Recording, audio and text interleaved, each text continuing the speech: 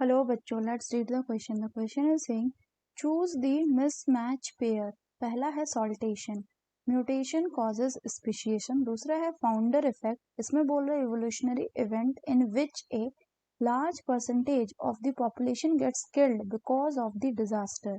तीसरा बोल रहे allopatric speciation, reproductive isolation because of geographical isolation. चौथा है divergent evolution, organism that are closely related share characteristic because of the common descent. तो आइए देखते हैं हम इसका की कंसेप्ट. तो अगर हम बात करें इसके की कंसेप्ट की कंसेप्ट हो जाएगा फाउंडर्स इफेक्ट. तो अगर हम फाउंडर इफेक्ट की बात करें तो फाउंडर इफेक्ट मतलब होता है आपका loss of the genetic variation, loss of genetic variation का लॉस होना, विच अकर कब होता है, विच अकर जब कोई new population, so when a new population is established. तो होता क्या है कि मान लीजिए ये एक कोई पॉपुलेशन है, यहाँ पे इतने सारे इंडिविजुअल्स. अब हुआ क्या, मान लीजिए इतना ग्रुप ऑफ इंडिविजुअल जो है ये क्या कर गया, ये माइग्रेट कर गया कहीं और.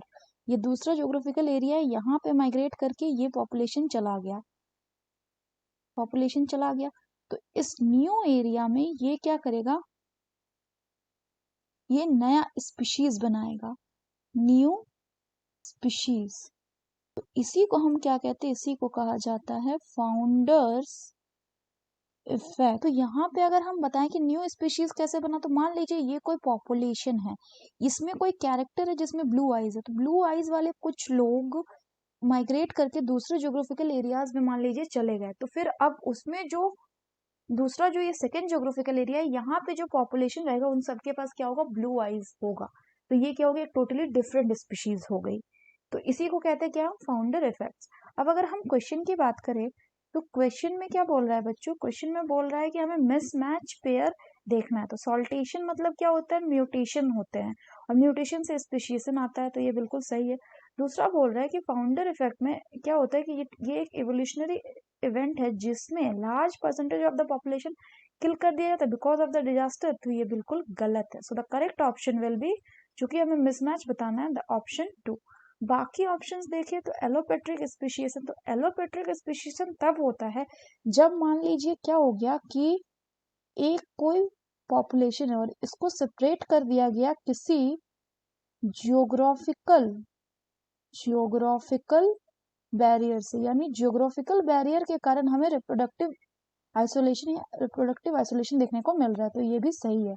चौथा बोल रहा है डाइवर्जेंट इवोल्यूशन. डाइवर्जेंट इवोल्यूशन कौन शो करता है, डाइवर्जेंट इवोल्यूशन शो करता है होमोलॉगी मतलब होता है similar structure but function different. Example की बात करें तो जैसे 4 लिम्ब जो है उस किसका, 4 लिम्ब ऑफ चीता एंड 4 लिम्ब ऑफ बैट, दोनों का स्ट्रक्चर सेम होता है. दोनों के स्ट्रक्चर में humerus, radius, ulna, carpal, metacarpal, phalanges जैसे बोन होंगे, लेकिन दोनों का फंक्शन अलग अलग है.